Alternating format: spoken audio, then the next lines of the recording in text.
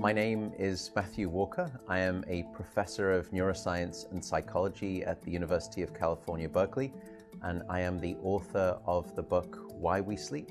We certainly know that a lack of sleep will actually prevent your brain from being able to initially make new memories. So it's almost as though without sleep, the memory inbox of the brain shuts down and you can't commit new experiences to memory. So those new incoming informational emails are just bounced and you end up feeling as though you're amnesic.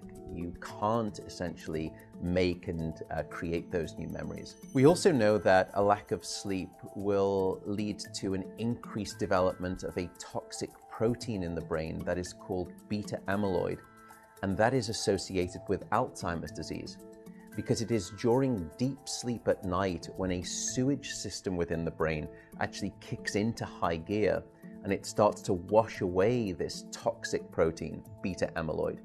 So if you're not getting enough sleep each and every night, more of that Alzheimer's related protein will build up. The more protein that builds up, the greater your risk of going on to develop dementia in later life. What are the effects of sleep deprivation on the body? Well, there are many different effects.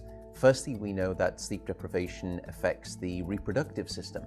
We know that men who are sleeping just 5 to 6 hours a night have a level of testosterone which is that of someone 10 years their senior. So a lack of sleep will age you by almost a decade in terms of that aspect of virility and wellness. We also know that a lack of sleep impacts your immune system. So after just one night of 4 to 5 hours of sleep, there is a 70% reduction in critical anti-cancer fighting immune cells called natural killer cells.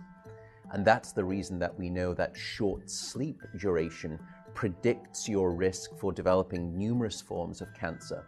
And that list currently includes cancer of the bowel, cancer of the prostate, as well as cancer of the breast.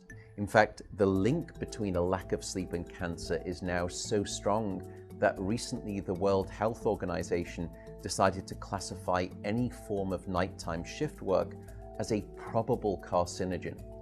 So in other words, jobs that may induce cancer because of a disruption of your sleep-wake rhythms. We also know that a lack of sleep impacts your cardiovascular system, because it is during deep sleep at night that you receive this most wonderful form of effectively blood pressure medication. Your heart rate drops, your blood pressure goes down. If you're not getting sufficient sleep, you're not getting that reboot of the cardiovascular system. So your blood pressure rises. You have, if you're getting 6 hours of sleep or less, a 200% increased risk of having a fatal heart attack or a stroke in your lifetime. There is a global experiment that is performed on 1.6 billion people twice a year, and it's called daylight savings time. And we know that in the spring, when we lose 1 hour of sleep, we see a subsequent 24% increase in heart attacks the following day.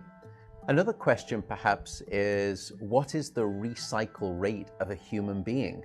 How long can we actually last without sleep before we start to see declines in your brain function or even impairments within your body?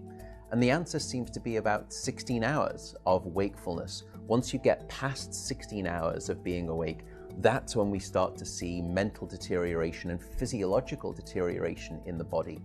We know that after you've been awake for 19 or 20 hours, your mental capacity is so impaired that you would be as deficient as someone who is legally drunk behind the wheel of a car. So if you were to ask me what is the recycle rate of a human being, it does seem to be about 16 hours, and we need about 8 hours of sleep to repair the damage of wakefulness. Wakefulness essentially is low-level brain damage.